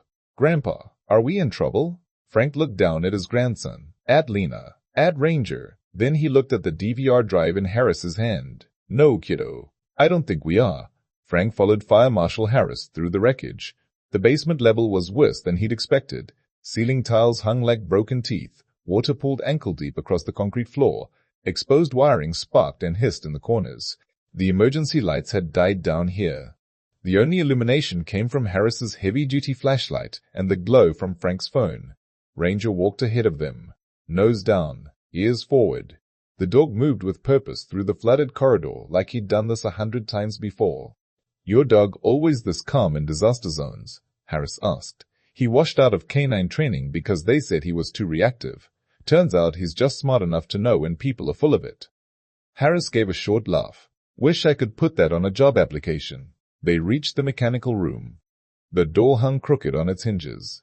Inside, the air was thick with the smell of melted plastic and burned insulation. Luis sat on an overturned crate near the back wall. His hands shook. His face was pale, except for the black smudges across his cheeks. An EMT was checking his vitals. Another one wrapped a thermal blanket around his shoulders. When Luis saw Frank, he started to stand. The EMT pushed him back down. Don't get up. You're not cleared yet. Luis ignored him. Stood anyway. Looked Frank in the eye. I'm sorry. I'm so sorry, man. I should have said no. I should have walked out. I should have.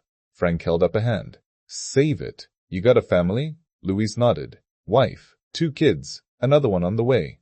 Then you did what you had to do. Same as anyone. I could have killed people. But you didn't. And now you're gonna tell the truth. That's all that matters. Harris stepped forward, pulled a small recorder from his jacket, clicked it on. Mr. Perez, I need you to tell me everything that happened with the fire suppression system. Start from the beginning. Louis swallowed, nodded, took a breath.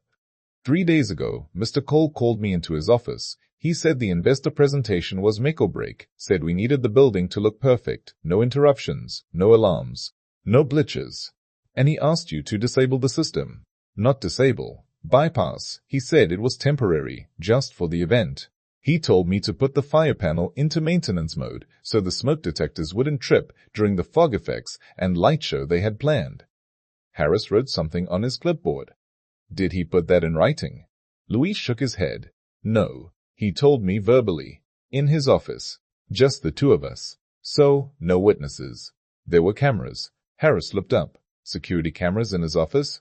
In the hallway outside. In the room with the fire panel. In the server room. The whole building's wired. Everything records to the main DBR bank. Frank pulled the hard drive from his jacket. Held it up. This it? Luis's eyes went wide. You grabbed the backup drive? Seemed like a good idea at the time. Harris took the drive, turned it over. This is from the primary security system. It's the redundant backup, Louis said. The main system got fried in the fire, but the backup runs on a separate power circuit. It mirrors everything. Same footage, same timestamps. And it'll show Mr. Preston Cole giving you orders to bypass the alarm system? Louis nodded. It'll show more than that. Harris raised an eyebrow. Like what? Like the meeting he had with his lawyers 2 weeks ago. The one where they talked about liability waivers and how much cheaper it would be to settle a wrongful death suit than to upgrade the sprinkler system. The room went quiet. Even the EMTs stopped what they were doing. Harris's voice didn't change. Still calm, still professional. But there was something underneath it now. Something sharp. You heard that conversation? I was in the ceiling running network cable, right above his office. The acoustics in that building are terrible. You can hear everything through the vents. And you didn't report it? Louis looked down. I needed the job. My wife's on bed rest, high-risk pregnancy. We can't afford to lose our insurance. Frank put a hand on Louis's shoulder. You're reporting it now. That's what counts. Harris clicked off the recorder, slid it back into his pocket. Then he looked at Frank. I'm gonna need to take this drive to the county tech lab, get the footage pulled and documented. You okay with that? It's all yours. Harris nodded, started to turn, then stopped. For the record, Dawson, you did good tonight. Real good. Just did my job. Most people don't. That's the problem. Harris walked out. His boots splashed through the water. The sound echoed off the walls. Louis sat back down on the crate, dropped his head into his hands. I'm gonna lose everything, aren't I? My job, my house, my family's insurance. Frank crouched down next to him. Ranger sat at Frank's side. You might lose the job, but you won't lose your family, and you won't lose yourself. Trust me, I've been where you are. The only way out is through. Louis looked up. His eyes were red. How do you do it? How do you keep going when everything's falling apart? Frank scratched Ranger behind the ears. The dog leaned into his hand. You find something worth protecting, and you protect it, no matter what. One of the EMTs cleared his throat. Sir, we really need to get him to the hospital. Possible smoke inhalation. We need to run tests. Frank stood, nodded. Go with them, get checked out, then get a lawyer. A real one, not some corporate stooge. I can't afford a lawyer. You can't afford not to have one. Louis let the EMTs guide him toward the door. He looked back over his shoulder. Thank you, Frank. Don't thank me yet. We're not done. Louis disappeared into the hallway. The sound of his footsteps faded. Frank stood alone in the mechanical room. Just him and Ranger. He looked around. At the burned wiring, the melted conduit, the blackened walls. This room was where it started, where Bradley's greed turned into a disaster, where corners got cut and safety got sold for the sake of a presentation. Ranger whined, pawed at something near the back corner. Frank walked over, shined his phone light down. A metal panel, partially hidden behind a fallen shelf. It was labeled in faded yellow letters, Secondary Fire, Suppression Control, Manual Override. Frank knelt down, brushed away debris. The panel was old, older than the modern system Luis had been forced to bypass. It looked like it hadn't been opened in years. He pried it open with his fingers. Inside was a series of manual valves, old school, mechanical, no computers, no sensors, just simple levers and pressure gauges, and they were still active. Frank's heart started to pound. If this system was still live, it meant there was a second suppression network in the building, independent of the main system. Bradley didn't know about it. Luis didn't know about it, but someone had installed it. Someone who knew this building would one day need a backup. Ranger barked. Sharp. Urgent. Frank turned.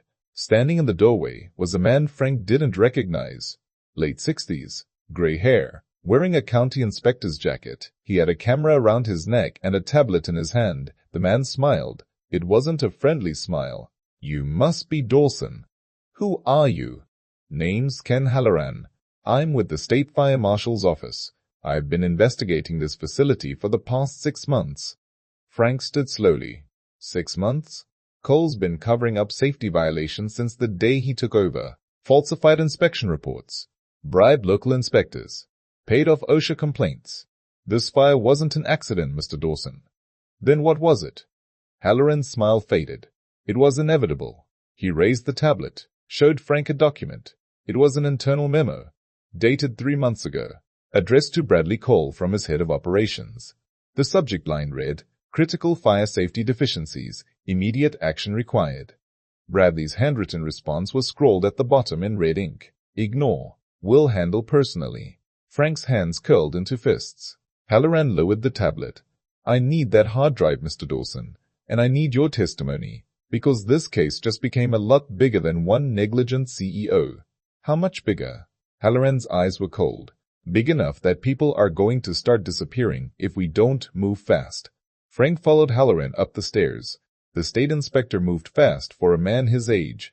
Ranger stayed close to Frank's side. His ears were pinned back. He didn't like Halloran. Frank couldn't blame him. They emerged into the main lobby.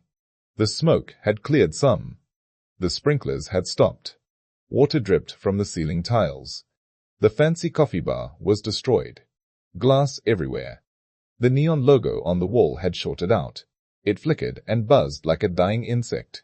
Outside, through the big glass doors, Frank could see the parking lot. Fire trucks, ambulances, police cars, news vans with satellite dishes, a crowd of employees wrapped in blankets, some crying, some on their phones, some just staring at the building like they couldn't believe it was real. And standing in the middle of it all was Bradley Cole. He wore his expensive suit, not a hair out of place. He was talking to a group of men in dark jackets, lawyers probably. One of them held a briefcase. Another was on his phone. Bradley gestured with his hands, animated, confident, like he was selling them something. Halloran stopped at the entrance, looked out at Bradley, his jaw tightened. He's already working the angles. Frank didn't say anything, just watched. Bradley turned, saw Frank through the glass. Their eyes met. For a second, Bradley's mask slipped. Frank saw something underneath. Fear. Real fear. Then it was gone. Bradley smiled, pointed at Frank, said something to the lawyers. They all turned to look. Halloran pulled out his phone, made a call, spoke quietly. Yeah, it's me. I'm at the Cole Logistics building. I need a forensic team and a legal hold on all company records. And I need someone to make sure Bradley Cole doesn't leave the county. No, not a request. Do it now. He hung up, looked at Frank. You ready for this? Ready for what? A war. Before Frank could respond, the doors burst open. Bradley strode in. His lawyers followed like ducklings. Behind them came Fire Marshal Harris. He looked annoyed. Bradley pointed at Frank, raised his voice. That's him. That man disabled the fire suppression system. I have documentation. I have witness statements. He put everyone in this building at risk. Harris held up a hand.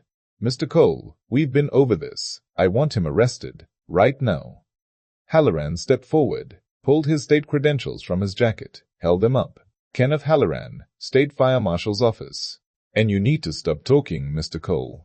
Bradley blinked, looked at the credentials. His lawyers stepped closer. One of them spoke up. Young guy, slick hair, expensive watch.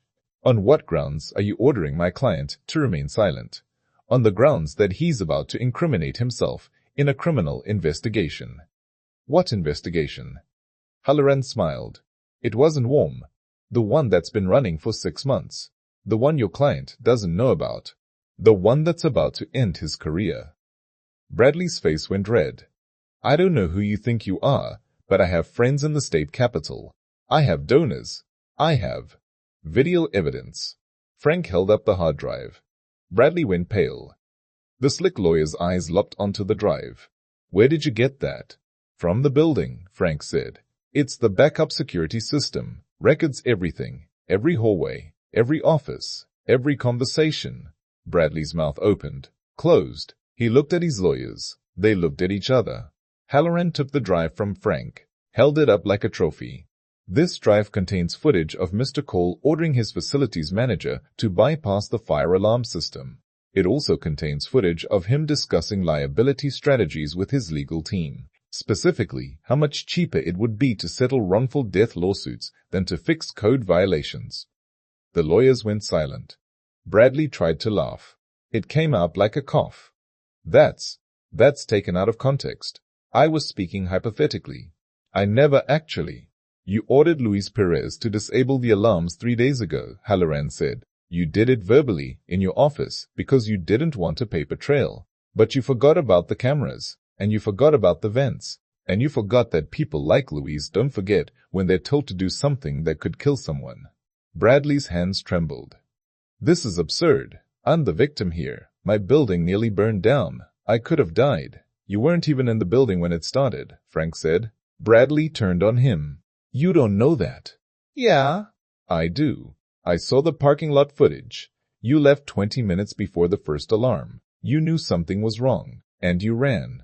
Madison's voice cut through the lobby like a knife. He did. Everyone turned. She stood near the ruined reception desk, still wrapped in a foil blanket. Mascara streaked down her face, but her eyes were clear, focused. She walked toward them, slowly, like she was afraid she might change her mind. I was still upstairs when the alarm started going off. I called Mr.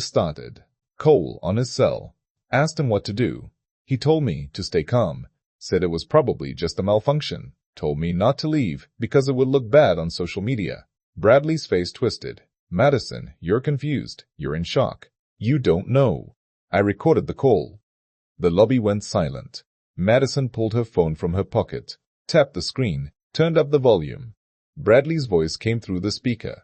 Tinny. Distant. But clear. Madison, listen to me. Do not evacuate. Do you understand? If people see employees running out of the building on camera, it'll tank our stock price. Just stay calm. It's probably nothing. I'll handle it. But Mr. Cole, I can smell smoke. I said I'll handle it. Do not leave. That's an order. The recording ended. Madison looked at Bradley. Her hands shook, but her voice didn't. You told me to stay, and I almost died. Bradley's lawyers moved fast. One grabbed his arm, started pulling him toward the door. We're leaving. My client has nothing further to say. Any additional communication will go through our office. Halloran nodded at Harris. Harris stepped in front of the doors, blocked the exit. Nobody's leaving until I clear this scene. That's fire code. Section 1122. You can look it up. The lawyer turned to Halloran. You can't detain us without cause. I'm not detaining you. I'm keeping you safe. Big difference. Bradley tried to push past Harris. Harris didn't budge. Sir, step back. I own this building. I own this company. I own people like you. Harris's voice dropped. Got quiet. Dangerous. You don't own me. Halloran pulled out his phone again, made another call, spoke into it without looking away from Bradley. Yeah, send them in. 30 seconds later, 2 county sheriff's deputies walked through the door. They wore uniforms, badges, guns on their hips. One of them looked at Halloran. You called for an escort. I did. Mr. Cole and his legal team need to be transported to the county administrative building for questioning. They're not under arrest. but they are material witnesses in an ongoing investigation. Bradley's face went from red to purple. This is illegal. This is harassment. I'll have your badge. I'll have all your badges. Halloran stepped close, looked Bradley in the eye. You had a chance to do the right thing. Every step of the way. Every inspection. Every violation. Every warning. You chose profit over safety. You chose your ego over people's lives. And tonight, you almost got away with it. He held up the hard drive. But you forgot something. The truth doesn't care how much money you have. It doesn't care who your friends are. It just sits there, waiting. Bradley opened his mouth. Nothing came out. The deputies moved in. One of them took Bradley's arm. Gentle but firm. Sir, this way please. Bradley looked at Frank. His eyes were full of hate. This isn't over, Dawson. You hear me? This isn't over. Frank didn't blink. Yeah, it is. The deputies walked Bradley and his lawyers out of the building. The crowd outside parted. Phones came up. Cameras flashed. Someone shouted a question. Bradley kept his head down. When the doors closed, the lobby felt bigger, quieter. Halloran turned to Frank. You got somewhere safe you can stay tonight? Why? Because Bradley Cole's lawyers are going to come after you. Hard. They'll try to flip the narrative, make you the villain. And they'll dig into every part of your life to make it stick. Frank thought of Lena, of Eli, of the thin envelope on his kitchen table. Let them try. Halloran nodded, respect in his eyes. I'll be in touch. Don't talk to any reporters. Don't sign anything. And don't leave the state. Wasn't planning on it. Halloran walked toward the exit, stopped, looked back. One more thing. That dog of yours? Ranger sat at Frank's feet, ears up, watching. He's not a washout. He's exactly what he's supposed to be. Halloran left. Frank stood alone in the ruined lobby. Water dripped. Glass crunched under his boots. Madison walked over, stopped a few feet away. She looked smaller now, younger. I'm sorry, she said. Frank looked at her. For what? For the way I treated you. For the things I said. I thought you were. I don't know. A joke. An old guy with a dog. And now? She wiped her eyes, smudged her makeup even more. Now I think you're the only reason I'm alive. Frank didn't know what to say to that, so he just nodded. Madison's phone buzzed. She looked at it. Her face went pale. Oh my God. What? She turned the screen toward him. It was a news alert. Local station. Breaking story. The headline read, CEO Bradley Cole under investigation. Whistleblower claims company ignored safety warnings. Below it was a photo. Someone had leaked it already. It was Bradley, being escorted by the deputies. His face twisted in anger. And standing in the background, barely visible through the glass doors, was Frank. The caption underneath read, Veteran security guard, reportedly saved lives. Company, allegedly tried to frame him. Frank's stomach dropped. It's already out there, Madison whispered. Everyone's going to know. Ranger growled. Frank turned. Standing at the entrance was a man with a camera, professional rig, news logo on the side. Behind him, 3 more, then 5, then a dozen, reporters, all of them staring at Frank. One of them raised a microphone. Mr. Dawson, can we get a statement? Frank turned away from the cameras, walked toward the side exit. Ranger stayed close. His nails clicked on the wet floor. Mr. Dawson, please. Just 2 minutes. Another voice. Is it true you were ordered to disable the fire system? Did Bradley Cole try to bribe you? How does it feel to be called a hero? Frank pushed through the door, stepped into the cold night air. The loading dock was quieter, darker, just a few emergency lights still running. Behind him, the door opened. Footsteps. He turned, ready to tell them to back off. But it wasn't reporters, it was Lena and Eli. Lena's face was streaked with tears. Her nurse's scrubs were dirty. Covered in ash, she ran to him, grabbed him, held on tight. Dad. Oh my God. Dad. Eli wrapped his arms around Frank's waist, buried his face in his jacket. Frank could feel him shaking. He put his arms around both of them, held them, said nothing. For a long time, they just stood there, in the dark, while the building smoldered behind them. Finally, Lena pulled back, looked up at him. Her eyes were red. They're saying you saved people. They're saying Bradley tried to blame you for everything. It's complicated. No, it's not. Her voice broke. You could have died in there. You went back in. For Eli. For strangers. You could have. But I didn't. Eli looked up. His face was pale, scared. But something else too. Something Frank hadn't seen in a long time. Pride. Grandpa, you're on the news. Everyone's talking about you. My teacher texted Mom. She said you're a hero. Frank crouched down, eye level with his grandson. Eli, listen to me. I'm not a hero. I just did what needed doing. That's all. But you saved people. So did Ranger. So did Luis. So did Madison. Lots of people did the right thing tonight. Eli looked at Ranger. The dog sat perfectly still, watching, protecting. Can I pet him? Yeah, go ahead. Eli reached out, ran his hand over Ranger's head. The dog leaned into it, closed his eyes. Lena wiped her face, tried to smile, failed. Dad, what happens now? I don't know. They're going to come after you, Bradley's lawyers. They'll twist everything. They'll make you look. Let them. Dad.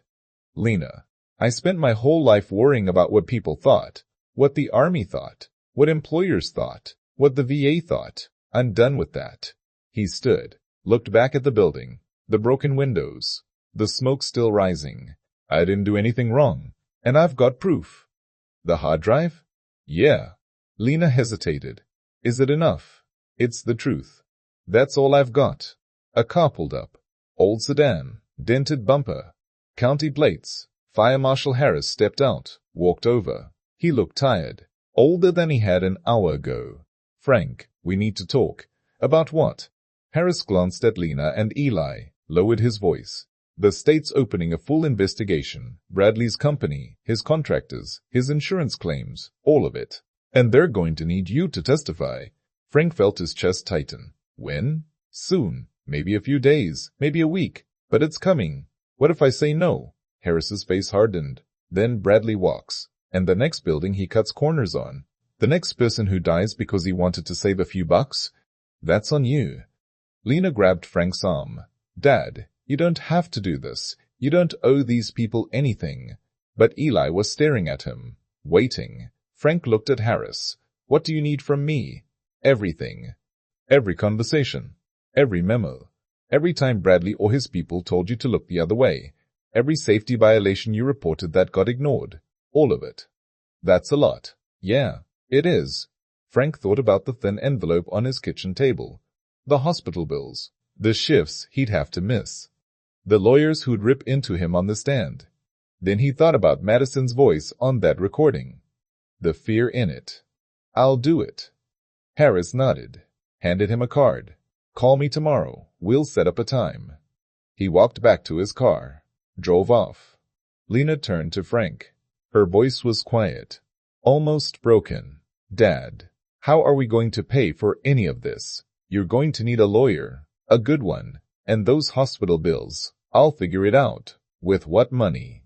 Frank didn't have an answer. Eli tugged on his jacket. Grandpa, is Mom's surgery going to be okay? Frank looked down at him, forced a smile. Yeah, kiddo, it's going to be fine. But Lena's face said she didn't believe him. Another car pulled up. This one was nicer. Black SUV, tinted windows. Frank tensed. Ranger growled. The door opened. A woman stepped out. Mid-40s. Sharp suit. Leather briefcase. She walked toward them with the kind of confidence that came from courtrooms and boardrooms. Frank Dawson? Who's asking? She held out a hand. My name is Rebecca Torres. I'm an attorney. Employment law. Whistleblower cases. I've been following your situation. Frank didn't shake her hand. I didn't call a lawyer. I know, but you're going to need one, and I'd like to offer my services. I can't afford you. Rebecca smiled. I work on contingency. I don't get paid unless you do. And trust me, Mr. Dawson, after what Bradley Cole put you through, you're going to get paid. Lena stepped forward, protective. What do you want from him? Nothing, except the truth, and a chance to make sure Bradley Cole never does this to anyone else. Frank studied her, looked for the angle, the catch. Why do you care? Rebecca's smile faded, her voice got quieter. Because 10 years ago, I worked for a company just like this one, and when I reported safety violations, they fired me, called me a liar, destroyed my reputation. It took me 5 years to rebuild my career. She looked at the building, at the smoke, at the fire trucks. I've been waiting for a case like this. A case I can win. And you, Mr. Dawson, you're exactly what I've been looking for. Frank glanced at Lena, at Eli, at Ranger, then back at Rebecca. What's the first step? We file a wrongful termination suit. We file a whistleblower complaint with OSHA and the State Labor Board, and we make sure every news outlet in the country knows what Bradley Cole tried to do to you. That's a lot of attention. Yes, it is. And it's going to get ugly. Bradley's lawyers will dig into your past, your finances, your medical records. They'll try to paint you as unstable, a liability, a disgruntled employee. Let them. Rebecca's eyes lit up. Good. Then we start tomorrow. She handed him a card, got back in her SUV, drove off. Lena stared at Frank. Dad, are you sure about this? No, but I'm doing it anyway. Eli yawned, leaned against Frank's leg. Grandpa, can we go home now? I'm really tired. Frank picked him up. Eli was getting big, almost too heavy to carry, but Frank managed. Yeah, kiddo. Let's go home. They walked toward the parking lot, toward Lena's beat-up Honda. Ranger followed. Behind them, the building groaned. Something inside shifted, collapsed. Frank didn't look back. 3 weeks later, Frank stood in front of a mirror in his tiny apartment. He wore a tie. He hated ties, but Rebecca had insisted. You need to look professional, credible, like someone a jury will trust. The deposition was today. Bradley's lawyers, 2 hours of questions, all recorded, all under oath. His phone buzzed. A text from Rebecca. Ready? He typed back, no. Another buzz. Good. Let's go anyway. Frank grabbed his jacket, walked into the kitchen. On the table sat a new envelope. This one was thick, official. It was from the company, not Bradley's company. A different one. The one that had bought Cole Logistics after the scandal broke. Inside was a letter and a check. The letter was short, Mr. Dawson.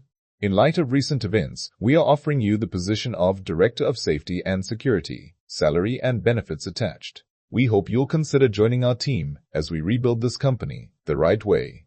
The check was for 3 months' salary, in advance. It was more money than Frank had seen in years. Lena walked in, saw the letter. Her hands flew to her mouth. Dad. Oh my God. Frank stared at it, at the numbers, at the title. Director. He thought about Bradley, about the lies, about the long nights wondering if he'd made the right choice, and he thought about Eli's face when he'd called him a hero. He folded the letter, put it in his pocket. Come on, he said. We've got a deposition to get to. Lena grabbed her keys. They headed for the door. Ranger was waiting, tail wagging. Frank scratched him behind the ears. You ready, boy? Ranger barked once. Frank smiled. Outside, the sky was clear. The sun was up. And for the first time in a long time, Frank Dawson felt like he could breathe. The letter in his pocket felt heavy, not with the weight of debts, but with the promise of a future where Lena could finally heal. He looked down at Eli and Ranger, ready to start their new life together. That's the end of this story. If you liked it, please make sure to subscribe and give this video a thumbs up.